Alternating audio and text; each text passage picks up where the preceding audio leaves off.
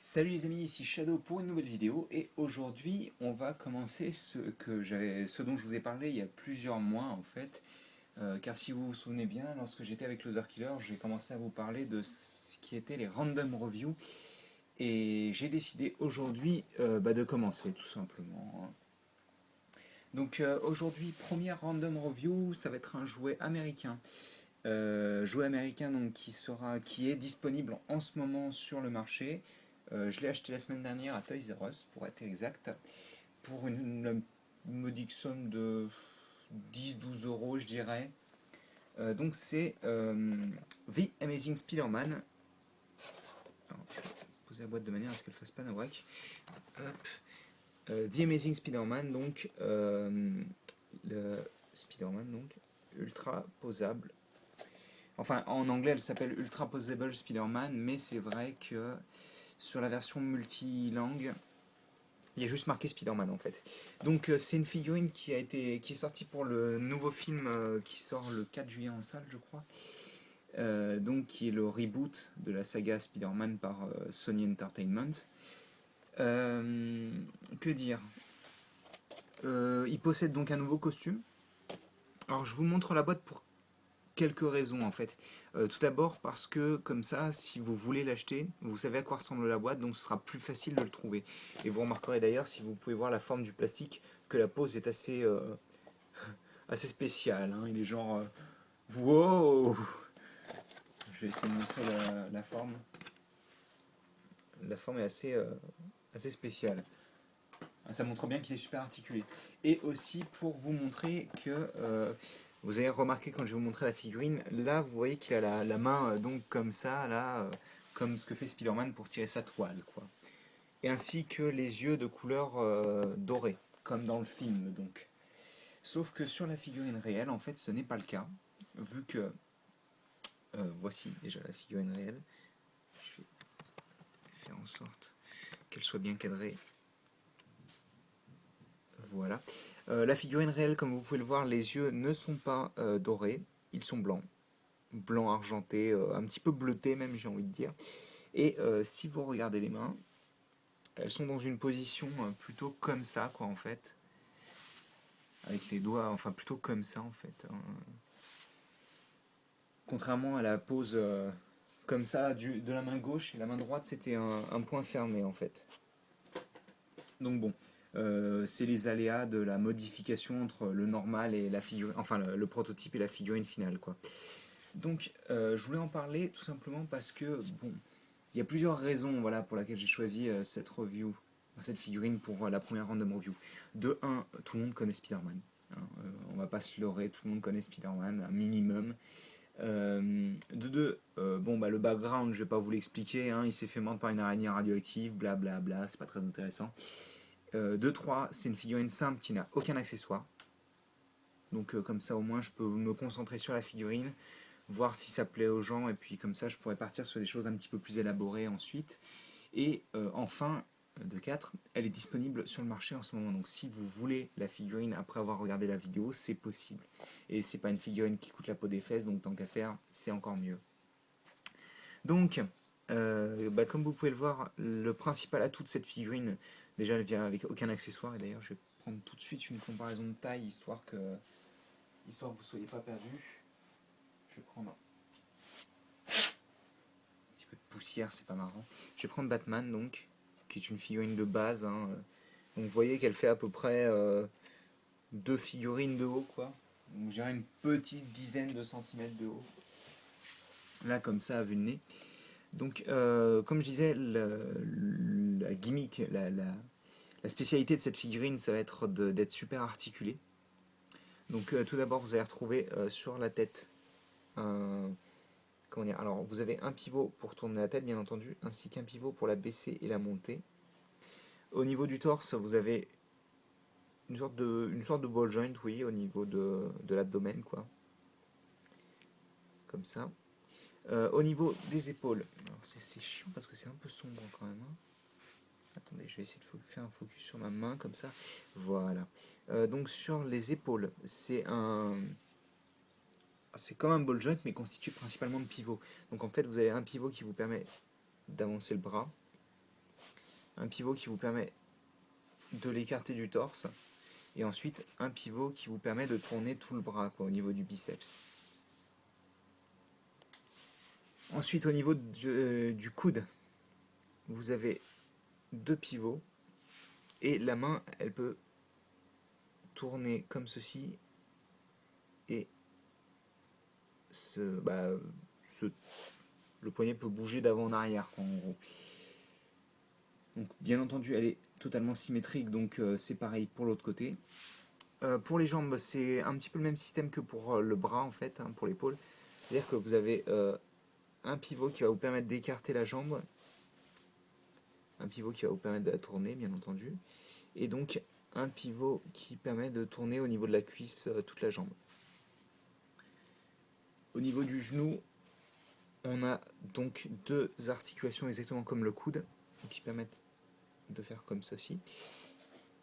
Et au niveau du pied, alors ça c'est intéressant parce que c'est assez utile.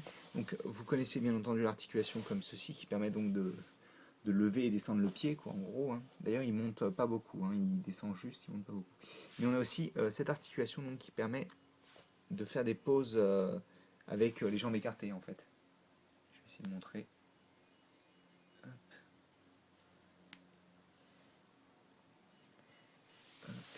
Rapidement, hein, c'est pas une pause, c'est vraiment juste pour montrer l'articulation. Après, il est un petit peu dur à faire tenir parce que c'est vrai que les jambes étant très très fines et donc pas du tout lourdes, tout le poids est concentré sur le torse et la tête. Même si en l'occurrence la figurine est vraiment légère, quoi. Je vais prendre un socle pour pouvoir lui faire des poses aériennes quand même, vu que Spider-Man en général a tendance à être un acrobate, on va dire. Je reviens tout de suite. J'aurais dû prévoir la chose.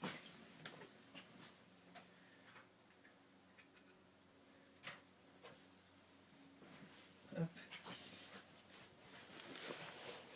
Donc oui, après, comme vous avez dû le voir depuis le début de la review, alors déjà il y a des problèmes de proportion selon certains. Normalement les jambes sont censées faire 4 têtes et demie je crois sur un corps humain, et là elles en font 5. Oui c'est ça. Et aussi bien entendu c'est le nouveau design du costume, donc c'est celui qui sera utilisé pour The Amazing Spider-Man, qui est...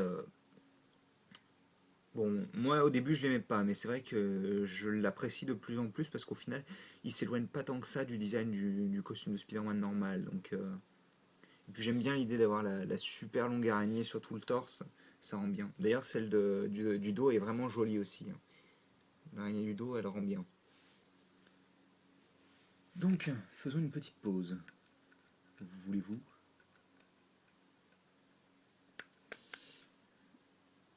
Alors bon, c'est vrai que le fait que les mains soient dans cette position, ça a tendance à, comment dire, à limiter un petit peu les poses d'action que vous pouvez faire, étant donné que bon, quand vous allez le faire voler en général, ça veut dire qu'il utilise sa toile, et c'est vrai qu'une main comme ça, c'est pas vraiment génial pour faire des poses de toile avec Spider-Man, quoi.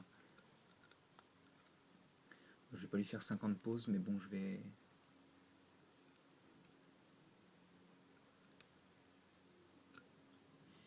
faire quand même en sorte que ça rentre bien.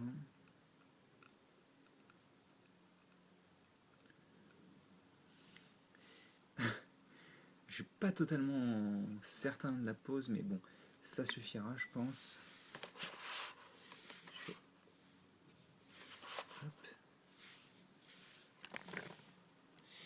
Je vais surtout bouger le bras parce que ça rend absolument ridicule. Donc c'est vrai que, bon, comme vous pouvez le voir, elle est quand même assez articulée. Hein. Je veux dire, rien que le fait qu'on ait deux joints au niveau des genoux et au niveau des coudes, c'est assez rare pour les figurines de cette taille-là, surtout au niveau des coudes. Et les articulations de la main, c'est vrai que c'est aussi assez rare, parce que bon, on pourrait dire que c'est la même gamme que les Marvel Universe, mais bon, c'est vrai qu'elle est vraiment super articulée, quoi. Et puis bon, si vous aimez le design du Spider-Man en lui-même, c'est vrai que ça vaut assez le coup, je dirais. Après, c'est vrai que ce qui manquerait, je pense, c'est une articulation à la base du cou, parce que ce serait vraiment utile pour certaines poses, parce qu'on a l'impression qu'il est toujours penché en avant, c'est un peu bizarre. Et ce qui serait pas mal aussi, c'est une meilleure articulation de torse, parce que très franchement, moi j'aimerais bien pouvoir lui faire la pose signature où il pose ses mains par terre avec les jambes sur les côtés, genre il attend quoi en gros. Et c'est vrai que vu que l'articulation au niveau du torse n'est pas assez puissante enfin est pas assez, elle est trop limitée on va dire pour faire ce genre de pose, c'est vrai que ça diminue un petit peu les poses possibles à faire. Je vais peut-être rapprocher un petit peu la caméra. Voilà. Donc je pense que c'est à peu près tout. Très franchement, pour une petite dizaine d'euros, ça va, quoi. C'est correct. C'est vrai que malheureusement c'est cher, mais quand je vois que là, aujourd'hui j'ai croisé les Batman Dark Knight Rises, des figurines pourries avec 5 articulations qui étaient à 13 euros, j'étais genre, ok Mattel, on va se calmer un petit peu parce que franchement, tu fais que de la merde en ce moment. Et c'est vrai que Mattel fait beaucoup de merde, hein. Enfin, moi c'est comme ça que je vois la chose, même si tous les gens qui aiment les Monster High ou les trucs comme ça, les trucs pour filles, me diront oui, non, c'est pas vrai, ils font des trucs bien et tout. C'est bien, je suis content pour toi. Bref, c'est vrai que donc, contrairement à certaines figurines d'aujourd'hui, le prix est à peu près correct. C'est pas non plus, c'est pas hallucinant. C'est un petit peu cher, mais bon, la figurine est bien, donc autant en profiter. Surtout qu'en plus les prix ont augmenté aussi aux États-Unis, donc on n'est pas les seuls à être lésés pour le coup. Enfin bon. D'ailleurs, je tiens à dire aussi, s'il y avait eu un petit détail que j'aurais bien aimé qu'il soit peint, c'est ce détail au niveau du poignet. Car vous pouvez le voir au milieu de la partie bleue, en fait, il y a un petit cercle rouge qui est en fait son lance-toile. Car oui, contrairement à la première trilogie, cette fois-ci il utilise un lance-toile. Ce qui est plus vrai d'ailleurs, hein. Parce que c'est vrai que il n'y a que dans Amazing. Non, je sais plus si c'était dans l'univers Ultimate qu'il utilisait des lance-toiles au lieu d'utiliser. Non, qu'il utilisait de la toile qui produisait directement de ses poignets au lieu d'utiliser la lance-toile. Je vais faire un focus. Enfin oui, donc comme je disais, si vous appréciez le costume de Spider-Man, n'hésitez pas à la prendre parce que c'est vraiment une figurine fun quoi en gros. Et puis, je veux dire, Spider-Man c'est vraiment un personnage à la con, donc on a vite fait de faire des poses débiles, genre oh excusez-moi. Surtout qu'en plus il a les mains pour, donc ou quand il se frotterait le menton, vu qu'il a exactement encore une fois les mains pour. Enfin il a vraiment, je pense que le seul problème en fait ça va être vraiment l'articulation. Arrête de bouger toi. Non j'ai dit arrête de bouger, arrête de bouger, arrête de. Oh ouais. Euh, oui, la seule articulation qui manque vraiment pour moi, c'est le torse. Et très franchement, c'est pour cette échelle-là, c'est vraiment pas. Donc c'est du 1/18e, ça, environ 10 cm, comme je disais. C'est vraiment pas une nécessité, quoi. Ça aurait été bien si ça y était, mais je vais pas pleurer parce qu'elle y est pas, quoi. Enfin voilà, donc écoutez, j'espère que vous avez apprécié la vidéo et n'hésitez pas à commenter, voir ce que vous aimez, ce que vous aimez pas. Et nous, écoutez, on se retrouve demain pour une petite live construction. Allez, à plus tard.